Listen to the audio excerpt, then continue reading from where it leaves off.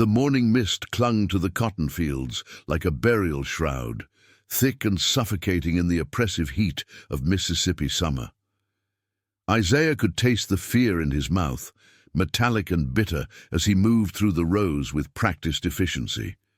His fingers bled from the sharp bowls, but he didn't slow down. He couldn't afford to. Not today, not ever. Behind him, somewhere in the grey dawn, he could hear the footsteps, heavy boots crushing the dried earth, the sound that haunted every waking moment and invaded every restless dream. Cornelius Blackwood, the overseer of Blackwater Fields, was making his morning rounds. Isaiah had been born on this plantation 23 years ago, delivered by his mother's trembling hands in a cabin that barely kept out the rain. He had known nothing but these fields, nothing but the endless rows of white that stretched to the horizon like a sea of bones. But in recent months, something had changed inside him. A seed of defiance, small but growing, that whispered dangerous words in the darkest hours of night. Freedom. The word was forbidden here. To speak it meant the whip. To dream it meant worse. But Isaiah couldn't stop himself. Not after what he had witnessed 3 nights ago, when the moon was new and the darkness was complete. He had seen Thomas buried alive. Thomas, who had been his friend since childhood, who had taught him which berries were safe to eat when their rations ran short, who had hummed spirituals in a voice like honey over gravel. Thomas, who had fallen behind on his quota by just 15 pounds. 15 pounds of cotton that might have been made up the next day, that might have been forgiven by a man with even a trace of humanity. But Cornelius Blackwood was not a man. He was something else entirely, something that wore human skin, but housed nothing human inside. Isaiah had hidden behind the smokehouse that night, paralyzed by terror and disgust, as Blackwood and 2 other white men dragged Thomas to a freshly dug pit near the edge of the fields. Thomas had begged. He had pleaded. He had promised to work harder, faster, longer. His voice had cracked with desperation, each word a prayer that fell on deaf ears. Blackwood had smiled. Isaiah would never forget that smile, wide and empty, like a crack in a porcelain mask. He had stood at the edge of the pit, hands on his hips, and watched as they threw Thomas in, still alive, still screaming. The sound of the first shovelful of earth hitting Thomas's body would echo in Isaiah's mind forever, then the second. Then the third. Thomas's screams became muffled, then desperate gasps, then nothing at all. Just the sound of dirt hitting dirt, and Blackwood's low chuckle, and the night insects resuming their songs as if nothing had happened. Isaiah had vomited silently behind the smokehouse, tears streaming down his face, his whole body shaking with rage and helplessness. He had wanted to run, to fight, to kill, but he had done nothing because doing something meant dying. And his mother was still alive in cabin 7, and she needed him to survive. But now, 3 days later, as the sun climbed higher and the heat became unbearable, Isaiah knew he couldn't live like this anymore. He couldn't pretend. He couldn't keep picking cotton over Thomas's unmarked grave. He couldn't keep breathing the same air as the man who had murdered his friend with a smile. The footsteps grew closer. Isaiah's hands moved faster, stripping the cotton from the bowls with mechanical precision, filling his sack with the white fiber that stained everything it touched. His heart hammered against his ribs like a caged bird. "Morning, boy." The voice came from directly behind him, smooth and cold like a snake's belly. Isaiah didn't turn around. He kept picking, kept moving, kept his eyes down. "Morning, sir," he responded, the words tasting like ash. Cornelius Blackwood stepped into his peripheral vision, a tall man with sandy hair and pale eyes that seemed to look through people rather than at them. He wore expensive clothes despite the heat, a white shirt that somehow stayed pristine despite the dust, dark pants and boots polished to a mirror shine. In his right hand, he carried a leather riding crop that he tapped rhythmically against his thigh. "You're moving slow today, Isaiah," Blackwood observed, tilting his head like a curious predator. "Problem with your hands? Your back? Your attitude?" "No, sir. No problem, sir." Isaiah kept his voice neutral, empty of everything he felt. This was survival. This was the dance they all had to perform every day, pretending to be less than human so that monsters could pretend to be more. Good, because we can't have workers falling behind on their quotas. Blackwood's smile appeared, that terrible crack in his face. "You know what happens when people fall behind, don't you, Isaiah?" The question hung in the air like a noose. Isaiah's fingers trembled as he reached for another bowl. "Yes, sir, I know. Do you?" Blackwood leaned in closer, and Isaiah could smell tobacco and whiskey on his breath. "Do you really? Because I think some of you still don't understand. I think some of you believe there are consequences you can avoid, punishments you can escape, but there's no escape here, Isaiah, not from me, not from your responsibilities, not from the natural order of things." Isaiah said nothing. He had learned long ago that silence was sometimes the only safe response. Blackwood straightened up, surveying the fields with proprietary satisfaction. "Your friend Thomas learned that lesson. It's a shame it took such extreme measures to teach him, but some people are slow learners. Are you a slow learner, Isaiah?" The rage that flared in Isaiah's chest was so intense he thought it might burst through his skin. He wanted to grab the overseer by his pristine collar and demand to know what kind of demon could justify burying a man alive for picking too little cotton. He wanted to scream that Thomas had been worth 1,000 Cornelius Blackwoods, that every person in these fields had more humanity in their smallest finger than this monster had in his entire body. Instead, he said, "No, sir, I learn quick." "Excellent." Blackwood tapped the riding crop against Isaiah's shoulder, a gesture that might have seemed almost friendly if not for the malice behind it. "Then I trust you'll meet your quota today. 150 pounds by sundown, not 1 pound less." He walked away, boots crunching on the hard earth, leaving Isaiah alone with his thoughts and his fury and the ghost of his friend screaming beneath the ground. The sun climbed higher. The heat became a living thing, pressing down on them from above and rising up from below, cooking them between two layers of suffocating air. Isaiah picked cotton until his fingers were raw and bleeding, until his back screamed in agony, until sweat stung his eyes and made everything blur. Around him, others worked in similar silence, their faces masks of endurance and resignation. There was Sarah, who had lost 2 children to fever last winter. There was old Moses, whose back was permanently bent from decades in these fields. There was young Rebecca, barely 14, whose eyes had already learned to look at nothing, to see nothing, to feel nothing. They were all ghosts, Isaiah realized. They were all already dead. They just didn't know it yet, except Isaiah did know it. He had known it since that night behind the smokehouse. He had known it since he watched them bury Thomas alive. And knowing it changed everything. By midday his sack was half full. He was on pace to meet his quota, but barely. One mistake, one moment of weakness, and he would fall short. And falling short meant the pit. It meant suffocation in the darkness, earth in his mouth and nose, the weight of the world pressing down until his ribs cracked and his lungs gave out, and his last thought was regret that he had never tried to run. He worked faster. In the afternoon, clouds gathered on the horizon, dark and pregnant with rain that refused to fall. The air became even more oppressive, charged with electricity and unspent violence. Thunder rumbled in the distance like the voice of an angry god who had long ago abandoned this place. Isaiah's mind wandered as his hands moved. He thought about freedom, that forbidden word that tasted like honey and poison on his tongue. He thought about the North, which existed in whispered stories and desperate dreams, a place where the color of your skin didn't determine whether you lived or died.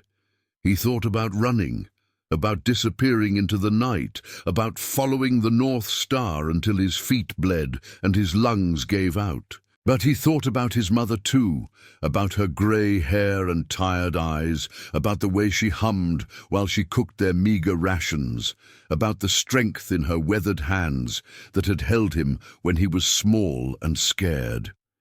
He couldn't leave her.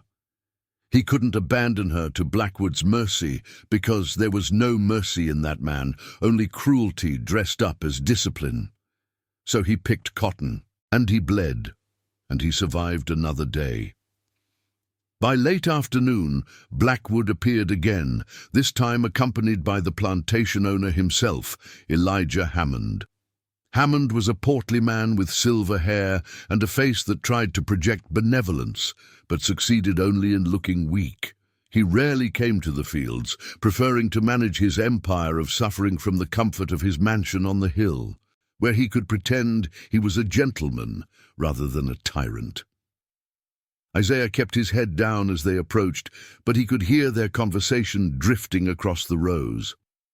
"The yields are excellent this season," Blackwood was saying, his voice filled with professional pride.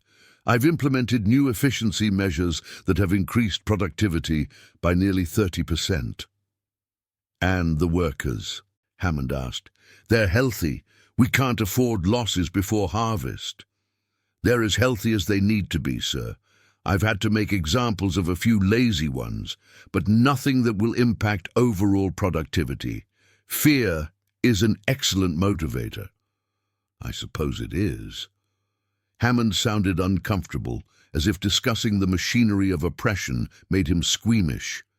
"Just try to avoid anything too visible, Cornelius.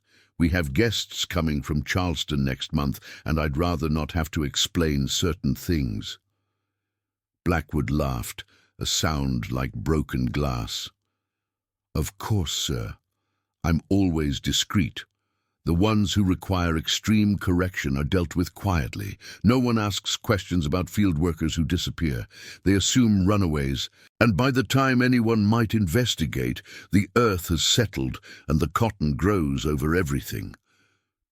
Isaiah's blood ran cold. They weren't just talking about Thomas. There had been others. How many? How many people had been buried alive in these fields, their bodies feeding the roots of the cotton that would make these men rich? How many unmarked graves lay beneath his feet? He stumbled, nearly dropping his sack. His hands shook so badly he could barely hold onto the cotton bolls. The enormity of it crashed over him like a wave. This wasn't just murder. It was systematic extermination disguised as discipline. It was evil so casual and comfortable that these men could discuss it in broad daylight without even lowering their voices. "You all right there, boy?" Blackwood's voice cut through his thoughts. Isaiah looked up to find the overseer staring at him with those empty, pale eyes. "Yes, sir. Just stumbled, sir. Be careful. Accidents happen to clumsy workers." The threat was barely veiled. Hammond shifted uncomfortably but said nothing. They moved on, leaving Isaiah shaking in the cotton rows. Around him, others kept working, their faces carefully blank. But he knew they had heard.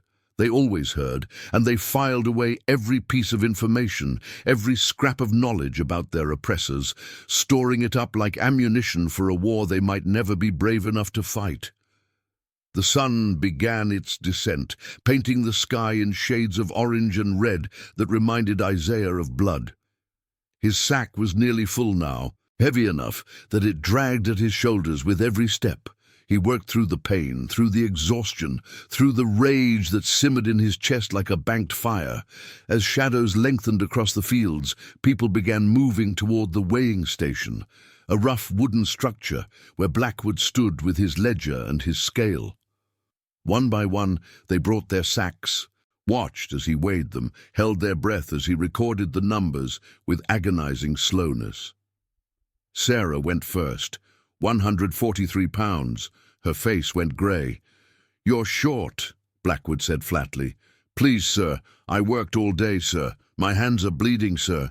"You're short," he repeated, making a mark in his ledger. "That's a warning. 3 warnings, and we have a problem." "Do you want to have a problem, Sarah?" No, sir, I'll do better tomorrow, I promise. See that you do." He waved her away dismissively. Isaiah watched this play out with growing horror. The quota system was designed to be impossible. They set the numbers just high enough that someone would always fall short, always provide an excuse for punishment. It wasn't about productivity. It was about control. It was about making them live in constant fear, so broken and traumatized that the thought of resistance died before it could take root. But Thomas had resisted in his own way. He had fallen short deliberately sometimes, Isaiah suspected, a small act of defiance that said, "I am human. I am not your machine. I will not be perfect for you." And it had gotten him killed, murdered, buried alive in the darkness while he screamed for mercy that never came. Moses was next.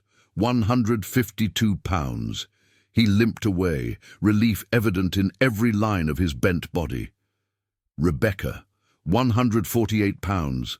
Another warning. Blackwood smiled as he made the mark. Isaiah's turn came. His heart pounded so hard he thought everyone could hear it. He dragged his sack to the scale, watched as Blackwood hoisted it up, saw the numbers settle. 151 pounds. He had made it. By 1 pound, by the grace of blood and pain and desperation, he had made it. Blackwood looked at the scale, then at Isaiah, then back at the scale. For a moment, something flickered in those pale eyes. Disappointment, maybe, or hunger, like a predator denied its prey. 151, Blackwood announced, his voice flat. You pass, barely. Isaiah didn't allow himself to feel relief. There would be tomorrow, and the day after, and the day after that. An endless parade of quotas and threats, and the knowledge that one bad day meant the pit, meant earth in his mouth, meant suffocation in the darkness, while Blackwood smiled. He took his sack and walked away, feeling those pale eyes burning into his back. That night in the slave quarters, Isaiah sat with his mother in their tiny cabin. She was preparing their evening meal, such as it was, boiling some cornmeal and a few scraps of salt pork in a battered pot over their small fire. Her hands moved with practiced efficiency, but he could see how thin she had become, how the work and the years had worn her down to something fragile. "You're quiet tonight," she observed, not looking at him. She had a gift for reading silence. "Thinking, Mama." About what? He wanted to tell her about Thomas, about the pit, about the conversation he had overheard between Blackwood and Hammond, about the rage that was eating him alive from the inside. But he couldn't burden her with his thoughts. She carried enough already. "About nothing," he lied. "Just tired." She ladled the thin gruel into 2 wooden bowls and handed him one. They ate in silence, the only sounds the crackling fire and the distant calls of night birds. Through the thin walls they could hear other families in other cabins, murmured conversations and quiet prayers, and sometimes, very quietly, the sound of someone crying. This was their life.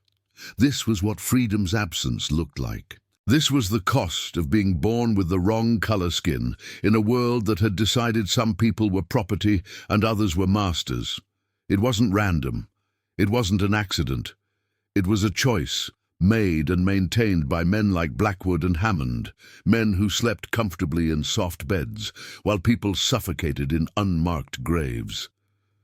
"Isaiah," his mother said softly, breaking the silence. "Whatever you're thinking, be careful." He looked at her in surprise. Her eyes, still sharp despite her age and exhaustion, met his directly. "I see it in you," she continued. "That look. Your daddy had it too before." She trailed off, and Isaiah's chest tightened. His father had died when he was 5, killed trying to run. Got 3 miles from the plantation and beaten to death as an example. He barely remembered the man's face, but he remembered his mother's tears. "I'm not doing anything, Mama." "I know, but you're thinking about doing something, and thinking leads to doing, and doing leads to—" She didn't finish, but she didn't have to. So I should just accept it. Isaiah's voice came out harder than he intended. Just keep picking cotton until my back breaks? Just watch people get buried alive for not picking fast enough? Just pretend I'm not human? You know it's not that simple. But it is that simple. He set his bowl down with more force than necessary. Either we're human beings who deserve to be free, or we're not. Either what they're doing is evil or it's not. There's no middle ground, Mama. There's no gray area between slavery and freedom. His mother looked at him with infinite sadness. Freedom is a luxury for the living, son. The dead are all equally free. Then maybe it's worth dying for. Not if you leave behind people who love you. Not if your death changes nothing except adding one more grave to this cursed ground. She reached across and took his hand, her calloused fingers squeezing his. Your daddy thought like you. He thought dying for freedom was noble, but it didn't free anyone. It just broke my heart and left you without a father. Is that noble? Is that worth it? Isaiah had no answer. Because she was right, and he hated that she was right, and he hated even more that being right meant accepting this nightmare as reality. They finished their meal in heavy silence. Outside, the darkness was complete, broken only by the occasional lamp moving through the quarters as Blackwood or one of his men made their rounds, ensuring no one was gathering, no one was planning. No one was remembering they were human beings with rights and dignity and dreams. Isaiah lay on his thin mattress later, staring at the ceiling while his mother snored softly nearby. His mind wouldn't settle. It kept returning to Thomas, to the pit, to Blackwood's smile, to the casual way Hammond had discussed murder as if it were a minor inconvenience to be managed discreetly. He thought about the North Star, which he could see through the cracks in the roof, that steady point of light that runaway slaves followed toward freedom, toward lives where they controlled their own destinies. How many had followed it successfully? How many had been caught and returned and punished so brutally that they became warnings to others? How many had died in the attempt, bleeding out in swamps or drowning in rivers or hanging from trees as examples? But some had made it. He knew this because sometimes, very rarely, word filtered back through the underground networks of communication that existed despite every effort to prevent them. Someone's cousin had made it to Ohio. Someone's friend had reached Canada. It was possible.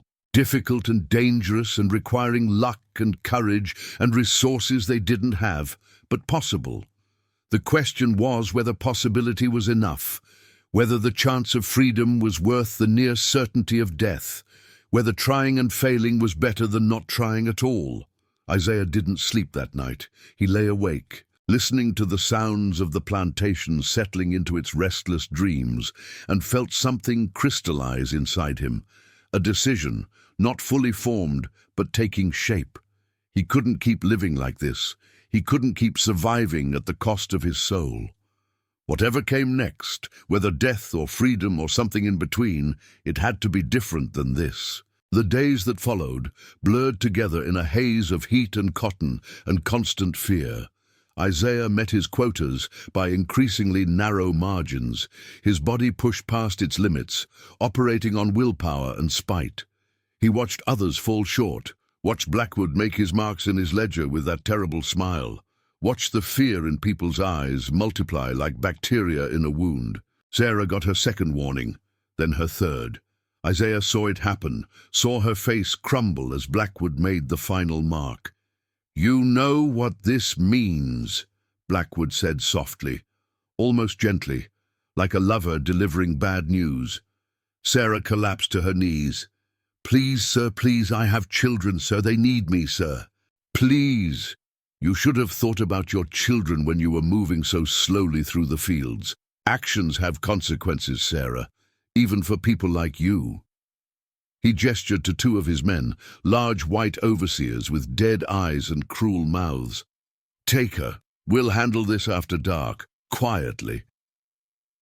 They dragged her away, her screams cutting through the evening air like a knife. People kept working, kept weighing their cotton, kept pretending nothing was happening because acknowledging it meant accepting their own helplessness. Isaiah stood frozen, his hands clenched into fists so tight his nails drew blood from his palms. That night, he didn't go back to his cabin. He told his mother he was feeling sick and needed air, then slipped away into the darkness. He moved through the plantation like a ghost, following the sounds of activity to the edge of the fields where he had watched them bury Thomas. They had dug another pit. It yawned open in the moonlight like a mouth, ready to swallow another victim. Blackwood stood at its edge, that riding crop in his hand, tapping it rhythmically against his thigh. Sarah knelt nearby, her face streaked with tears, her whole body shaking. "Please," she whispered one last time, "my children." "Your children will learn to work harder," Blackwood replied. "They'll learn from your mistakes. That's your legacy, Sarah. Not love, not memory, but a lesson in the cost of laziness." Isaiah wanted to look away, wanted to run, wanted to be anywhere but here, witnessing this atrocity. But he forced himself to watch. He forced himself to see every detail, to remember every word, to let the horror of it burn itself into his memory, because forgetting was complicity. Looking away was permission. And he would not give these monsters the comfort of his ignorance. They threw Sarah into the pit. She didn't fight. Maybe she was too broken. Maybe she had accepted the inevitable. Isaiah would never know, because before they could start shoveling the earth, something inside him broke. He burst from his hiding place, running toward the pit without thinking, without planning, driven by pure, desperate rage. "Stop!" he screamed. "Stop! You can't!" He didn't see the blow coming. Blackwood's riding crop caught him across the face with devastating force, splitting his lip and sending him sprawling to the ground. Stars exploded behind his eyes. Pain radiated through his skull. "Isaiah." Blackwood's voice came from somewhere above him, cold and amused. "How kind of you to volunteer. I was wondering when you'd show your true colors." Isaiah tried to stand, but rough hands grabbed him, held him down. He struggled, but there were too many of them. Too many men with too much power and too little conscience. "You know," Blackwood continued conversationally, "I've been watching you. I've seen the way you look at me. That fire in your eyes, that defiance you try to hide. I knew you'd break eventually. They always do. The ones with spirit, the ones who think they're special, they always reveal themselves in the end." "You're a monster." Isaiah spat blood. "You're evil, you're—" The riding crop caught him again, harder this time. Something cracked in his jaw. "I'm practical," Blackwood corrected.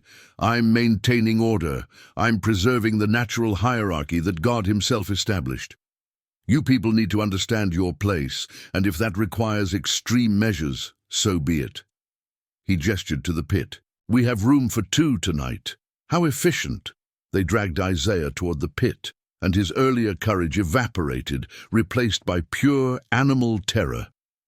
He fought with every ounce of strength, kicking and biting and screaming, but it made no difference. They were going to kill him.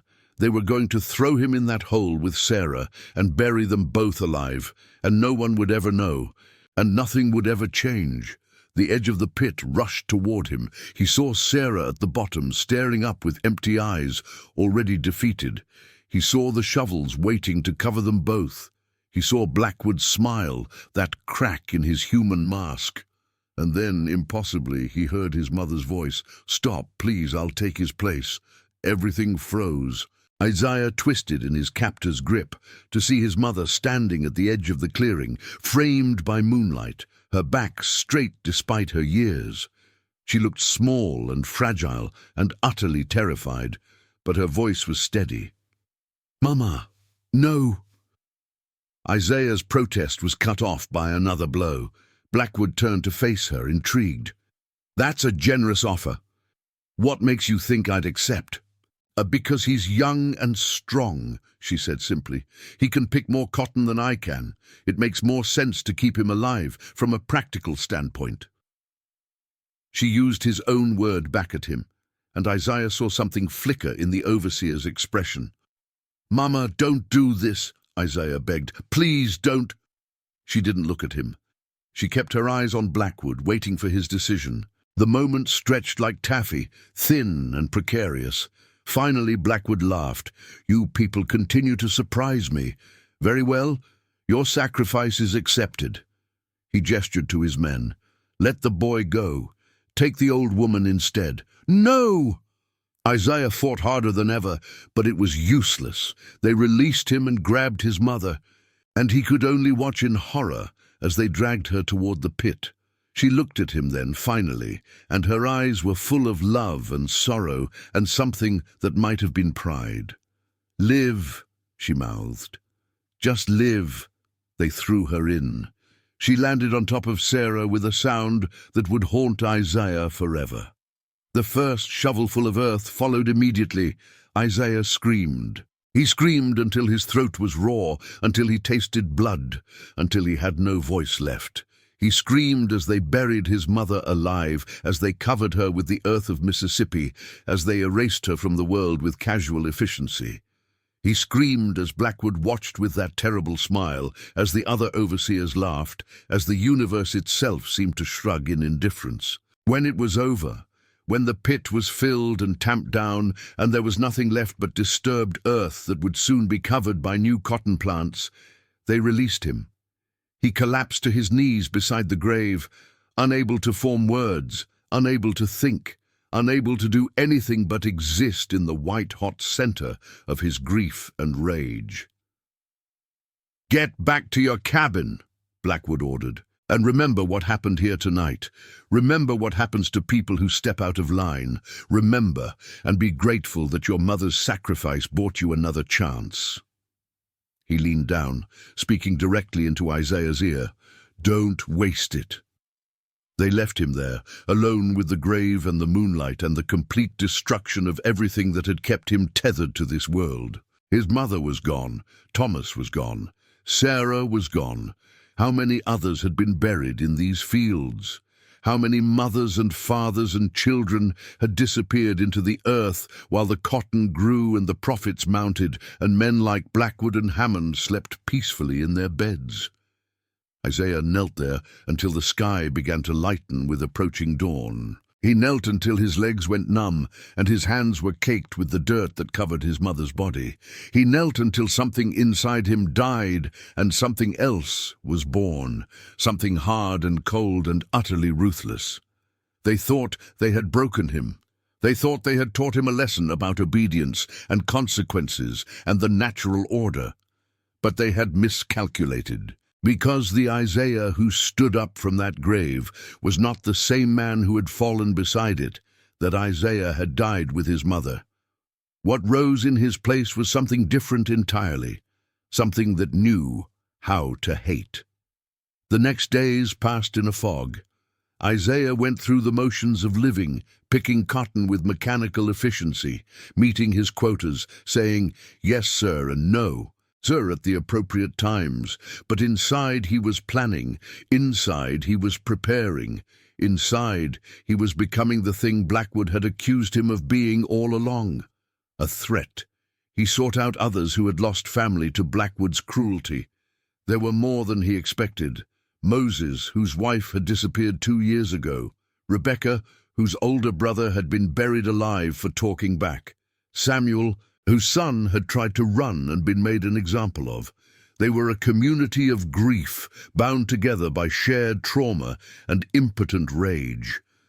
Isaiah gathered them in quiet moments, in the brief windows of darkness when they were supposed to be sleeping. He spoke to them in whispers, feeling out their anger, testing their courage. Some turned away, too broken or too scared to imagine resistance. But others listened, others nodded. Others had the same fire in their eyes that Isaiah had been trying to hide for so long. "What are you suggesting?" Moses asked during one of these midnight meetings, his voice barely audible. "I'm suggesting that we don't have to accept this," Isaiah replied. "I'm suggesting that there are more of us than there are of them. I'm suggesting that monsters only have power if we give it to them." "They have guns," Rebecca pointed out. "They have dogs. They have the law on their side." "They have fear," Isaiah corrected. "That's their real weapon. They've made us so afraid of death that we've forgotten life is supposed to mean something, but I'm not afraid anymore. I've lost everyone I love. What else can they take from me?" "Your life," Samuel said quietly. "My life?" Isaiah laughed, a bitter sound. "What life? This isn't living. This is slow death. They're killing us anyway, just spread out over years instead of minutes. At least if we fight, if we resist, we die as human beings instead of property." The words hung in the air between them. No one spoke for a long moment. Then Moses straightened his bent back as much as he could and said, "What do you have in mind?" Isaiah told them. It was a simple plan, born of rage rather than strategy, but it had a certain brutal logic. They would take advantage of the next time someone was selected for burial. When Blackwood and his men were distracted, focused on their victim, Isaiah and the others would strike. They would overwhelm them with numbers. They would turn the pit into a grave for the overseers instead, and then they would run, all of them, as a group, into the night. Some would be caught, many would probably die, but some might make it. Some might reach the north. Some might actually taste freedom before the end. It was a desperate plan, a suicide plan, really. But it was something. It was action instead of acceptance. It was resistance instead of submission. It was human instead of animal.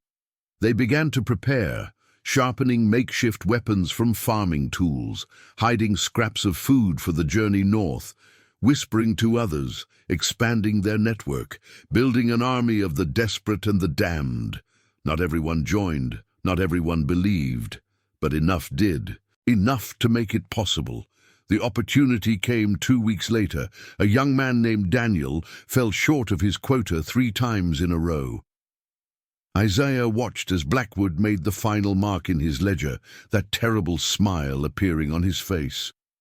"You know what this means," Blackwood said, using the same words he had used with Sarah. Daniel knew. Everyone knew, but he stood straight, his jaw set, his eyes hard. "I know," he said clearly. "I know what you are, what you all are, and one day, maybe not today, maybe not tomorrow, but one day there will be a reckoning. One day you'll pay for what you've done." Blackwood's smile widened. "Brave words from a dead man. We'll see if you're still so eloquent when you're choking on dirt." He gestured to his men. "Take him. We'll handle this at midnight. I want everyone to see what happens to people who think they're special." That was new. Usually they did the burials quietly, under cover of darkness.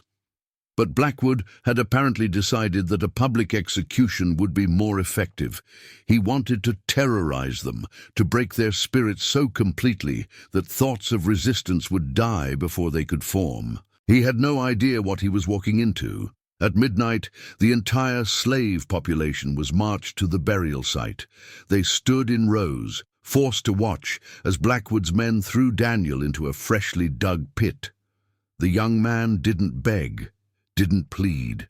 He stood at the bottom of the hole and looked up at the stars, and even from a distance Isaiah could see he was praying. Blackwood stood at the edge of the pit with his riding crop, savoring the moment. "Let this be a lesson," he announced, his voice carrying across the assembled crowd. "This is what happens to people who don't understand their place. This is what happens to people who—" He never finished the sentence. Isaiah's sharpened hoe blade caught him in the back of the neck, severing his spine. Blackwood's eyes went wide with shock, his mouth opening and closing like a fish out of water. He toppled forward, falling into the pit on top of Daniel. For a heartbeat, no one moved. The other overseers stood frozen, unable to process what had just happened. The assembled slaves stared in disbelief. Then Moses shouted, "Now!" and all hell broke loose. The rebels surged forward, makeshift weapons flashing in the moonlight. They fell on the overseers, with years of pent-up rage, striking with the desperation of people who had nothing left to lose. Some of the overseers went for their guns, but they were overwhelmed by sheer numbers before they could fire. It was chaos, brutal and desperate and ugly. Isaiah fought like a demon, his mother's face flashing before his eyes with every blow. Around him, others did the same, releasing decades of suffering in an explosion of violence that was as cathartic as it was horrifying. Not all the overseers died. A few managed to flee into the darkness, running toward the main house to raise the alarm, but the main target was achieved. Cornelius Blackwood lay dead at the bottom of his own pit, his body sprawled in the earth that had consumed so many of his victims. "Fill it in!" someone shouted. Isaiah didn't know who. Maybe it was him. They grabbed shovels and began throwing dirt into the pit. Daniel scrambled up the sides, hands clawing at the loose earth, and willing hands pulled him free. But they left Blackwood where he was. They buried him the way he had buried so many others, and there was a savage justice in it that Isaiah felt in his bones. "We have to run," Moses said urgently. "They'll be back with more men, with dogs. We have to go now." Isaiah looked at the assembled group. Maybe 40 people, maybe 50. Young and old, strong and weak, all staring at him with a mixture of hope and terror. "North," he said simply. "We follow the North Star. We stay together as long as we can, but if we get separated, everyone knows the way. Keep moving. Don't stop. And if you make it—" His voice cracked. "If you make it, remember. Remember Thomas. Remember Sarah. Remember my mother. Remember everyone who died in these fields. Remember what this place was, and make sure it never happens again." They scattered into the night like leaves before a storm. Isaiah ran with them, his heart pounding, his lungs burning, feeling more alive than he had in years. Behind them, he could hear shouts and dogs barking as the alarm was raised. Ahead lay the unknown, dark and dangerous and full of possibilities. Some would be caught. Many would die. The odds were against them in every possible way. But they were running, they were fighting, they were refusing to accept their designation as property, as things, as less than human. They were free. Maybe only for a few minutes, maybe only until the bullets found them, but free nonetheless. Isaiah didn't look back. He kept his eyes on the North Star, that steady point of light that promised deliverance. Behind him, Blackwater fields burned. Someone had set fire to the cotton, to the barns, to the overseers' quarters. Flames leaped into the night sky, painting everything in shades of orange and red. The plantation was dying.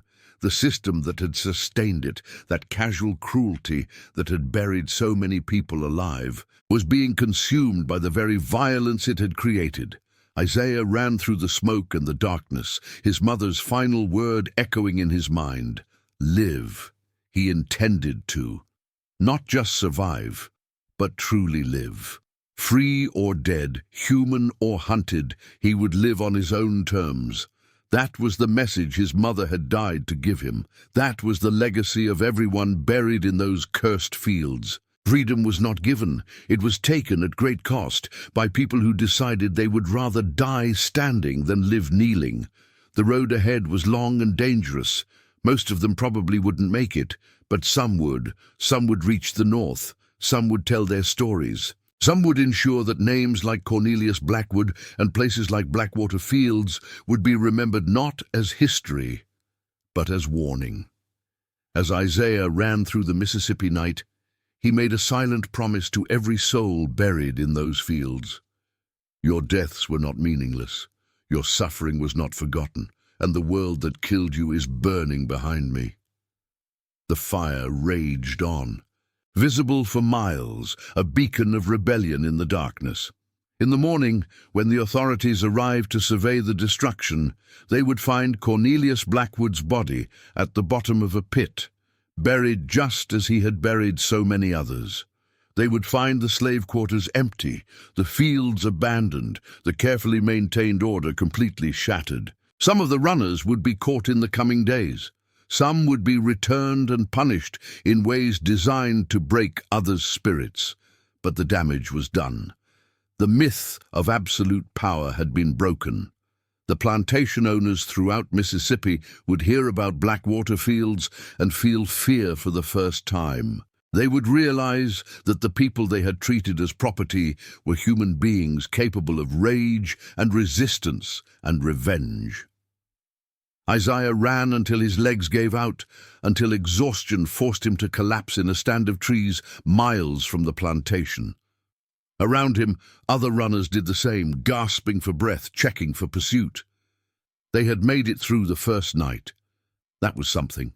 As dawn broke over Mississippi, painting the sky in shades of gold and pink, Isaiah looked at his companions.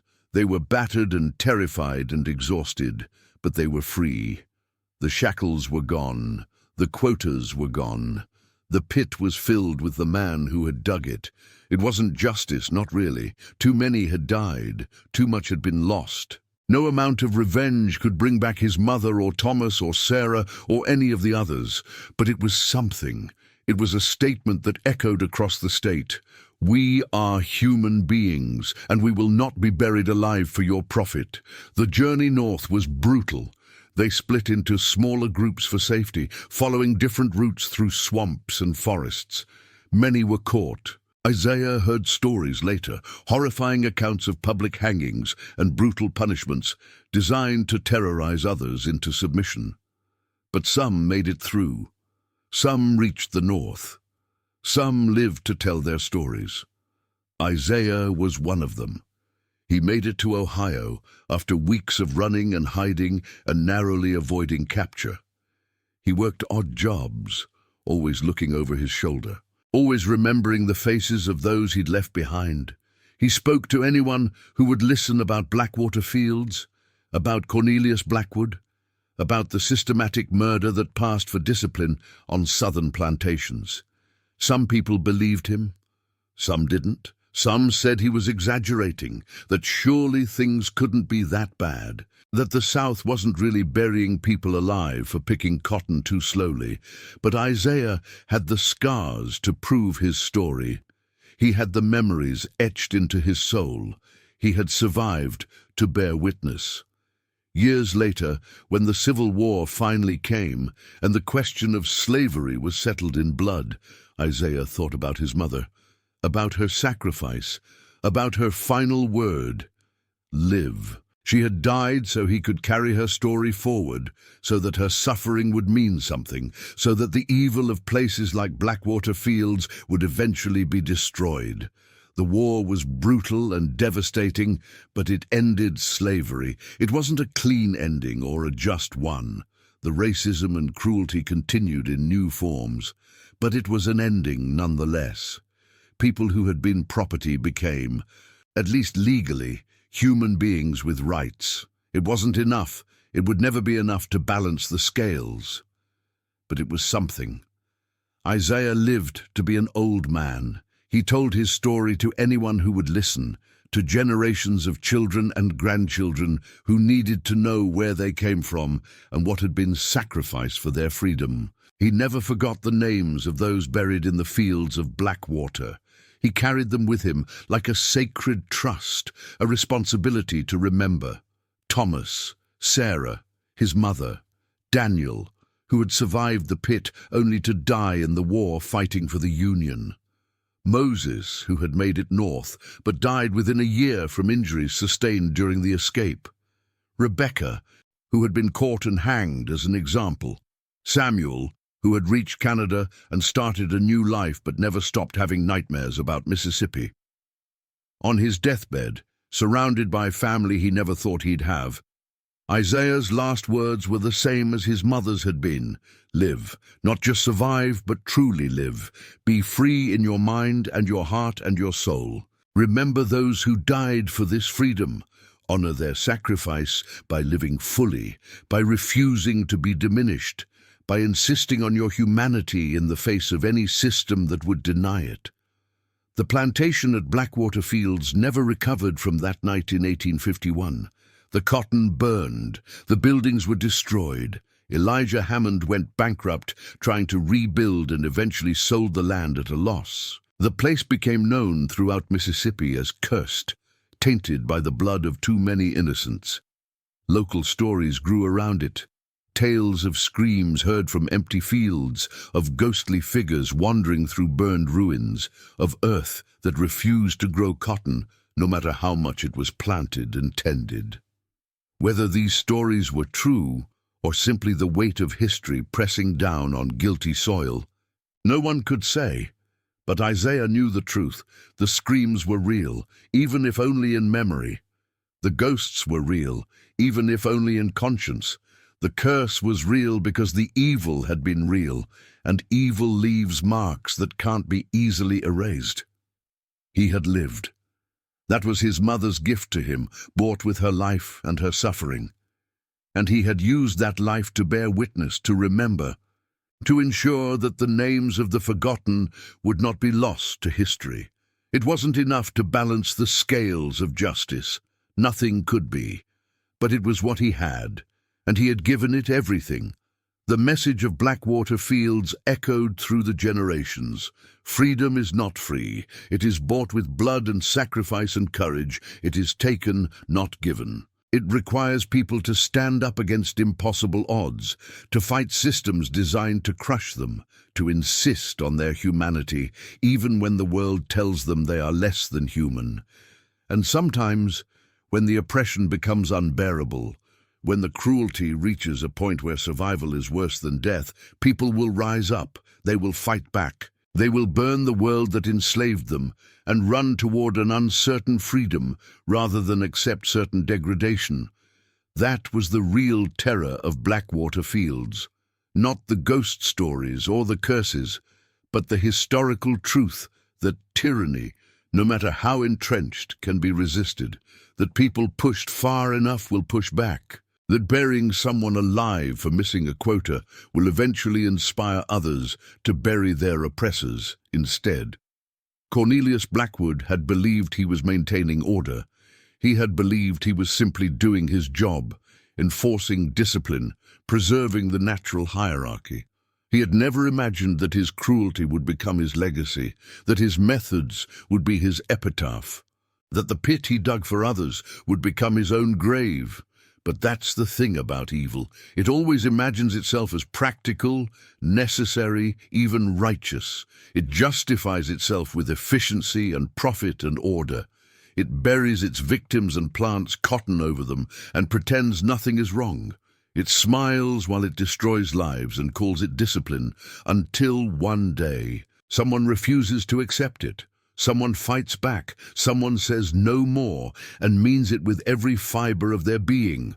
Someone lives and remembers and tells the story so that others will know this happened. This was real.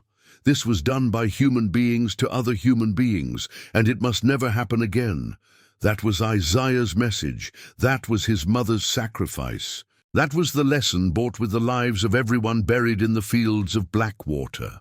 Freedom is not just the absence of chains. It is the presence of dignity, of choice, of the fundamental right to be recognized as human. And when that freedom is denied, when that humanity is stripped away, when people are treated as property to be used and discarded, resistance becomes not just justified, but necessary. The overseer of Blackwater Fields, who buried workers alive for missing quotas, believed he was untouchable. He believed the system would protect him, that his victims had no recourse, that cruelty could be practiced with impunity forever. He was wrong, and his death, buried in his own pit while the plantation burned around him, became a symbol of a truth that tyrants throughout history have had to learn again and again. You can oppress people only for so long before they break. And when they break, they become dangerous. Because people with nothing left to lose are the most dangerous people in the world. Mississippi in 1851 was built on the fiction that some people were less than human. That fiction required constant reinforcement through violence and terror. Every person buried alive in those fields was another brick in the wall of that fiction, another sacrifice to the lie that power and cruelty could be sustained forever. But Isaiah lived. And in living, he destroyed that fiction. He proved that the enslaved were not property, but people. That the oppressed were not broken, but biding their time. That the system, for all its guns and dogs and laws, was ultimately unsustainable because it was built on a fundamental lie about human nature. The story of Blackwater Fields is a horror story, but not because of ghosts or supernatural evil. It's a horror story because it was real, because men like Cornelius Blackwood existed, because people were actually buried alive for not picking cotton fast enough, because that level of cruelty was not only possible but systematic, institutionalized, protected by law. And it's a story about freedom because Isaiah and his mother and all the others who resisted, who ran, who fought back despite knowing they would probably die, proved that the human spirit cannot be permanently enslaved. That dignity, once recognized, cannot be completely stripped away. That freedom, even if only tasted for a few moments before death, is worth any price. Live. That was the message. Not just survive, but live. With dignity, with purpose. With the knowledge that you are human and deserve to be treated as such, regardless of what any system or person tells you. The fields of Blackwater are empty now, reclaimed by nature, the rows of cotton long gone. But the story remains, the names remain, the lesson remains. Evil can be resisted, tyranny can be opposed, and sometimes, in the darkest moments, the oppressed will rise up and bury their oppressors instead. That's not a ghost story. That's history. And history has lessons for anyone willing to learn them. Freedom is not free. It is bought with blood and sacrifice and courage. It is maintained by remembering those who died for it, by honoring their struggles, by refusing to let their stories be forgotten or diminished. It is protected by standing up against new forms of oppression, by recognizing evil when it appears, by saying no more before the pits are dug and the bodies start accumulating. The overseer of Blackwater Fields, who buried workers alive for missing quotas, destroyed Mississippi in 1851. But he didn't destroy the human spirit. He didn't destroy the hunger for freedom. He didn't destroy the capacity for resistance. He only proved that cruelty, taken far enough, will always eventually provoke its opposite. That every action has consequences, that every pit dug for another might become your own grave. And that lesson, bought with the lives of countless enslaved people who refuse to accept their designation as property, is the real legacy of Blackwater Fields. Not curses or ghosts, but the simple, powerful truth that people will fight for their freedom, no matter the cost, and that no system of oppression can stand forever against that determined resistance. Isaiah lived. His story survived. The names of the buried were remembered. And in that remembrance lies the hope that such evil, such casual cruelty, such systematic dehumanization will never again be allowed to flourish unchallenged. That is the message. That is the meaning. That is the horror and the hope of Blackwater Fields in 1851, when an overseer buried workers alive and discovered, too late, that some seeds, once planted, grow into rebellion.